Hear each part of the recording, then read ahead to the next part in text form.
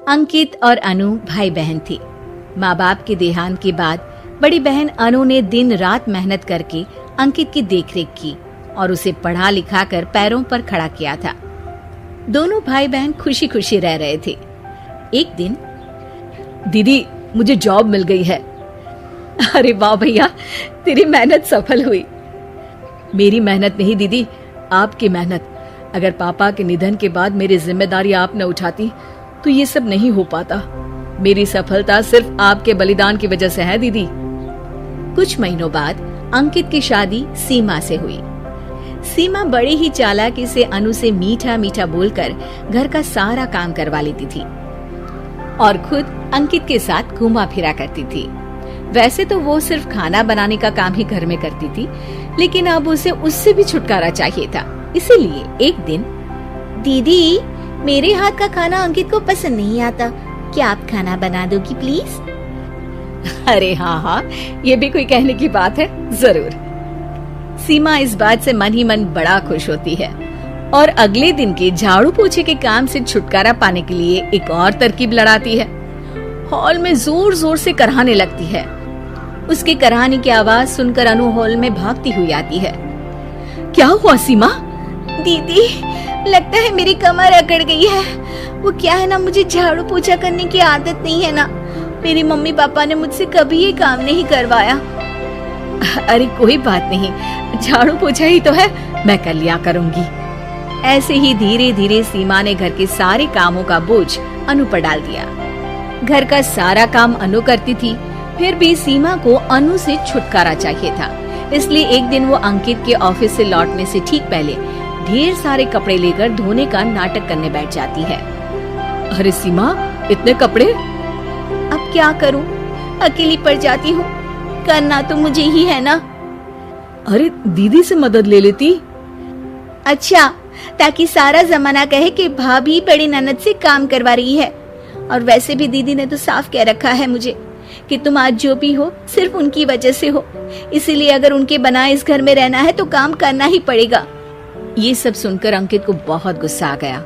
उसने अनु को बुलाकर कहा, दीदी ये घर पापा ने बनाया था और इसमें मेरा भी हिस्सा है और मुझे वो चाहिए।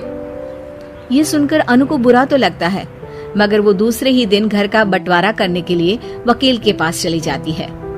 वहाँ से लौटते हुए अनु का एक्सीडेंट हो जाता है, जिससे वो दोनों पैरों से अपंग हो जाती है। अब मजबूरन उसकी पूरी देखरेख सीमा को करनी पड़ती है। एक दिन सारे कामों से थक कर सीमा अंकित से कहती है, अजी सुनते हो, अब मुझसे तुम्हारी ये बहन की सेवा ना होगी। अगर कल तक तुम इसका बंदोबस्त नहीं करते तो मैं घर छोड़कर चली जाऊंगी। अरे ये कैसी बातें कर रही हो? इस हालत में वो कहाँ जाएंगी? मैं कुछ नहीं जानती, बस कल ये इस घर में मुझे दिखनी नहीं चाहिए। अंकित अपनी बीवी की जिद के आगे हार मान लेता है और अनु को शेल्टर होम में छोड़ आता है। 3 महीने बाद, अजी सुनते हो, ये आपके लिए एक पार्सल आया है, ये लीजिए।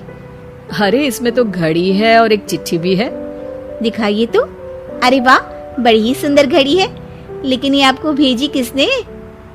पता नहीं, शायद चिट्ठी में कुछ लिखा हो।